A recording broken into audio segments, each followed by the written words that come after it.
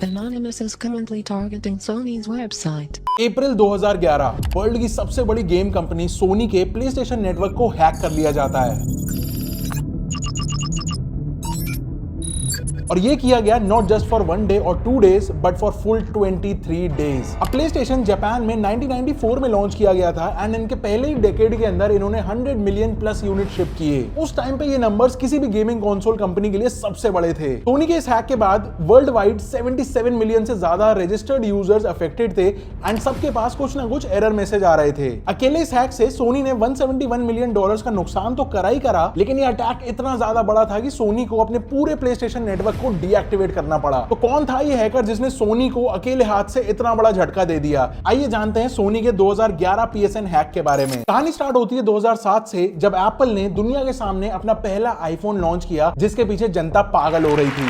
And we are calling it iPhone. और इसी भीड़ में थे एक American teenager George Francis hots या फिर जियो हॉट, जो कि एक सॉफ्टवेयर इंजीनियर थे एंड इसी आईफोन के पीछे पागल हो रहे थे। 2007 में एप्पल का सीन बड़ा ही सिंपल था, सिंगल कैरियर को चूज करके उसके साथ पार्टनरशिप करना। एंड तब की डील काफी सिंपल थी। एप्पल ने सिंगुलर, जो अब AT&T के नाम से जानी जाती है, उसके साथ एक्सक्लूसिव पार्टनरशिप करी कि जो भी आईफोन लेगा उसको इसी ब्रांड का कनेक्शन यूज करना पड़ेगा। रेफरेंस के लिए एज इफ मान लो कि आईफोन सिर्फ इंडिया के जियो के साथ ही चलेगा, एयरटेल के साथ नहीं। एंड ये जियो हॉट की सबसे बड़ी परेशानी थी एप्पल के साथ। अब जियो हॉट का थोड़ा सा बैकग्राउंड देखें तो कोई नॉर्मल बच्चा नहीं था। ये पूरा शौक रखते थे टेलीविजन के रिमोट से लेके अपने फोन को अपने टर्म्स पे चलाने का। ये फेमस भी हुए क्योंकि इन्होंने एक बार अपने स्कूल के काफी सारे कंप्यूटर्स को एक साथ हैक कर लिया था एंड उसके ऊपर सब पे एक साथ गेम खेला। इवन हाई स्कूल में एक 3D डिस्प्ले भी बनाया जिसका नाम रखा आई वांट अ होलोडेक, जो कि स्टार ट्रेक से भी इंस्पायर्ड था। Now back to iPhone story. जियो हॉट आईफोन लेके आते हैं एंड अपने काम पे लग जाते हैं। वो कुछ ही टाइम में प्रोग्राम्स को ओवरराइड करके इस तरीके से सेट कर देते हैं कि अब वो किसी भी सिम के साथ चल सकता था, सिर्फ एक AT&T के साथ नहीं।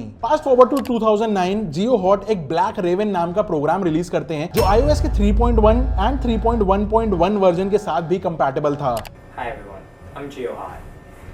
This is the world's first unlocked iPhone. लेकिन जियो हॉट के लिए ये सिर्फ एक शुरुआत थी एंड इसी के साथ जियो हॉट वर्ल्ड का पहला बंदा बन चुका था जिसने आईफोन को जेल ब्रेक कर लिया था। टू बी वेरी ऑनेस्ट, आज 2023 है एंड आज की डेट में सोशल मीडिया पे कुछ भी वायरल हो सकता है, लेकिन उस टाइम पे 2009 में आईफोन के जेल ब्रेक होने की न्यूज इंटरनेट पे वायरल हो रखी थी। तो मत सो कि एप्पल के को फाउंडर स्टीव वोजनियाक ने जियो हॉट को मेल करके बोला कि उनका काम काफी क्रिएटिव लगा। इसी के साथ बची कुछ दुनिया को भी आईफोन जेल ब्रेक के बारे में पता चल गया। लेकिन जॉर्ज ने जब कंटिन्यूअसली आईफोन के जेल ब्रेकिंग के ऊपर काम करना स्टार्ट कर दिया तो एप्पल ने अपनी परेशानी दिखाई and over the time Jio hot भी आईफोन की जेल ब्रेकिंग से मूव ऑन कर गए।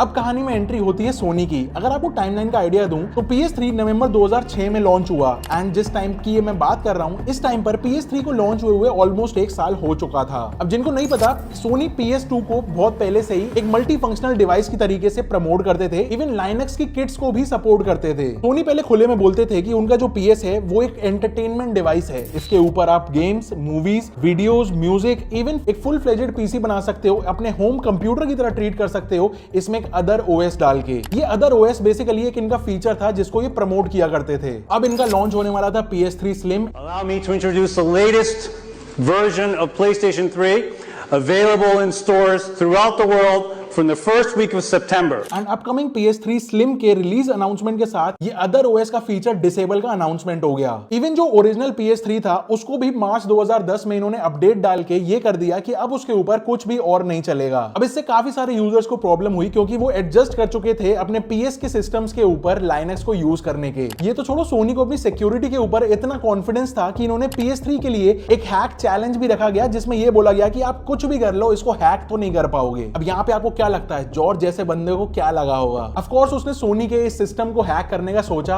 एंड गेस व्हाट, अपडेट्स के 9 महीने के अंदर ही 5 हफ्ते तक लंबे लंबे कोड लिख के 2 जनवरी 2011 को जियो हॉट ने PS3 को हैक कर लिया। ऑल्दो उसने पूरी तरीके से हैक तो नहीं किया, लेकिन इतना कर दिया था कि अब आप इसके ऊपर PS2 के गेम्स एंड अदर गेम्स भी खेल सकते थे। कहानी यहाँ नहीं रुकी। जॉर्ज ने ना सिर्फ सोनी को हैक किया बल्कि इसकी राउट कीज अपनी वेबसाइट पे पब्लिकली डिस्ट्रीब्यूट करना भी स्टार्ट कर दिया बाय द नेम ऑफ फिनिगन्स वेक। अब ये फिनिगन्स वेक नेम काफी इंटरेस्टिंग है। इसको अगर आप गूगल करके सर्च करोगे तो आपको पता चलेगा कि इस नाम की एक बुक ऑलरेडी पब्लिश्ड है, काफी पुरानी, जो फेमस है अपने experimental style and reputation as one of the most difficult works of fiction के लिए। क्लिक हुआ कुछ जॉर्ज किस तरफ इशारा कर रहे थे? बेसिकली अब कोई भी बस थोड़े से ही हैकिंग स्किल्स के साथ फिनिगन्स वेक को यूज करके PS3 को पूरी तरीके से हैक कर सकता था। फिर भी जॉर्ज ये नहीं चाहता था कि कोई पायरेटेड गेम्स इस डिवाइस के ऊपर खेले, तो अगली बार उन्होंने हैक करने के साथ साथ एक स्पेशल फीचर भी ऐड किया जिससे ये इंश्योर हो सके कि पायरेटेड गेम्स तो इस डिवाइस पे नहीं चलेंगे। अब सोनी अपनी सर्विस के साथ साथ अपने गेम्स भी डेवलप करता है, तो क्या वो चाहेगा कि उनके डिवाइस पे कोई ऐसे गेम्स खेले जो सोनी नहीं चाहता?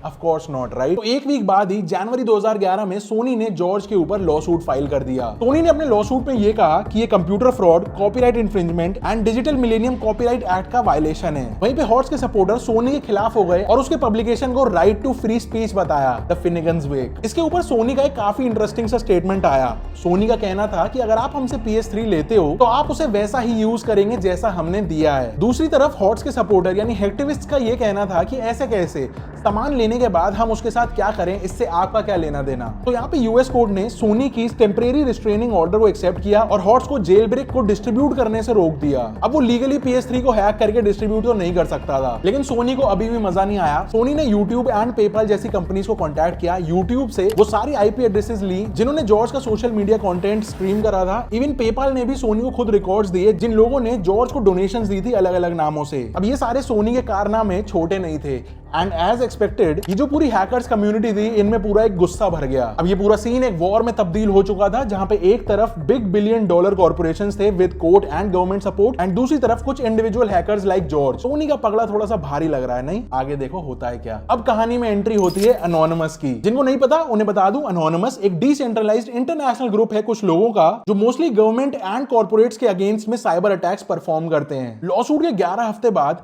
2 अप्रैल को अनोनिमस ने अपनी वार्निंग में साफ साफ सोनी को धमकी दे दी विद ऑपरेशन सोनी। थोड़ा सा अनोनिमस के बारे में और जानते हैं तो ये ग्रुप ओरिजिनेट हुआ 2003 में, जहां पे वेबसाइट 4chan पर सिमिलर माइंडसेट के लोग इकट्ठे होने स्टार्ट हुए। लेकिन अनोनिमस ग्रुप कोई फॉर्मल ऑर्गेनाइजेशन नहीं है, यहाँ पे कोई लीडर नहीं है, कोई रूल्स नहीं है एंड कोई भी कभी भी बिना किसी कंडीशंस के आ जा सकता है। लेकिन एक बात है, अनोनिमस को एक्टिविज्म के लिए प्रेज किया जाता है। बेसिकली अनोनिमस को कंप्यूटर एंड ऑनलाइन वर्ल्ड का रॉबिन हुड मान सकते हो। Back to operation Sony, anonymous ने अपने मैनिफेस्टो में लिखा कि आप कैसे किसी को सू कर सकते हैं उस एग्रीमेंट के लिए जो कभी साइन हुआ ही नहीं। प्ले स्टेशन लेने के बाद भी वो हमारा कैसे नहीं हुआ। ऑल्सो अगर ऐसी ही बात है तो सोनी को अपने कस्टमर्स को इन्फॉर्म करना चाहिए ना कि वो प्ले स्टेशन बेच नहीं रहे बल्कि सिर्फ रेंट पे दे रहे हैं। एंड इसी के कुछ घंटों बाद अनोनिमस ने सोनी की main website Soni and PlayStation.com को पूरी तरीके से डाउन कर दिया। अनोनिमस ने सोनी से बड़ी सिंपल डिमांड करी कि वो जियो हॉट को फ्रीडम ऑफ एक्सप्रेशन पे असॉल्ट करना बंद कर दे। Anonymous is currently targeting Sony's website. We are doing this because Sony is currently suing people for making features the PlayStation originally had available to the public. हालांकि hots anonymous की तरह ये वाली help नहीं चाहता था, क्योंकि उसको भी यही लगने लगा कि सोनी को ये लगेगा कि ये सारा काम हॉट्स का किया कराया है। उसका कहना था कि इस तरीके की सीक्रेटिव ऑनलाइन वॉरफेयर को वो सपोर्ट नहीं करते एंड उसके मुताबिक जो वो कर रहे थे वो उसके हिसाब से लेजिट तरीका था। प्रूव करने के लिए उन्होंने ये भी मेंशन किया कि आज तक उन्होंने भी जितने भी हैक्स बनाए या ट्रिक्स बनाई वो सारे के सारे उनके सोशल मीडिया पे वीडियोस अपलोडेड हैं। अब कहानी ये निकल के आई कि अनोनिमस के डिफरेंट मेंबर्स का एम अलग अलग हो सकता है, कुछ भी हो सकता है, कोई भी अपने आप को अनोनिमस बोल सकता है। तो जब ऐसी रिपोर्ट्स आई कि कुछ अनोनिमस यूजर्स ने सोनी के एम्प्लॉइज को पर्सनली अटैक करने लगे, जैसे उनके फैमिली मेंबर्स की इंफॉर्मेशन को ऑनलाइन लीक करना, तो ये सब देखते हुए अनोनिमस को पीछे हटना पड़ा। इन एडिशन सोनी पर अटैक की वजह से पूरा प्लेस्टेशन नेटवर्क 4 दिन तक अफेक्टेड रहा था, गेमर्स को बहुत दिक्कत हो रही थी एंड अनोनिमस ये नहीं चाहता था। अब वार्निंग को 5 दिन हो चुके थे एंड अनोनिमस की तरफ से एक स्टेटमेंट आता है कि वो अब सोनी के किसी भी नेटवर्क को हाथ भी नहीं लगाएंगे। ऐसा हैक्टिविस्ट ग्रुप देखने को मिला जिसने सोनी के कस्टमर से माफी भी मांगी। अब हॉट्स की स्टोरी देखो तो हॉट्स मीडिया पे छाया हुआ था, लेकिन उसको वो अटेंशन मिल रही थी अनोनिमस की वजह से जो वो नहीं चाहता था। एंड इसी के ठीक 3 दिन बाद सोनी ने जियो हॉट के साथ आउट ऑफ कोर्ट सेटलमेंट कर लिया। सोनी ने कहा कि भाई हमारी तुमसे पर्सनल कोई दुश्मनी नहीं है, बस हमारे प्रोग्राम्स एंड हमारे चीजों को छेड़ना बंद करो। सिंपल। हॉट्स एग्री भी हो जाता है। अब आता है कहानी में ट्विस्ट, क्योंकि ये बात तो तय थी कि अनोनिमस सोनी को सबक सिखाना चाहता था बिना उनके कस्टमर्स को परेशान किए। इसीलिए अब अनोनिमस लड़ाई को ऑफलाइन लेके जाता है। तो 3 दिन बाद अनोनिमस ने एक्टिविस्ट को 24 घंटे का सोनी के अगेंस्ट एक फिजिकल प्रोटेस्ट करने के लिए रिक्वेस्ट किया और एक्टिविस्ट ने किया भी, लेकिन इससे सोनी को क्या फर्क पड़ा?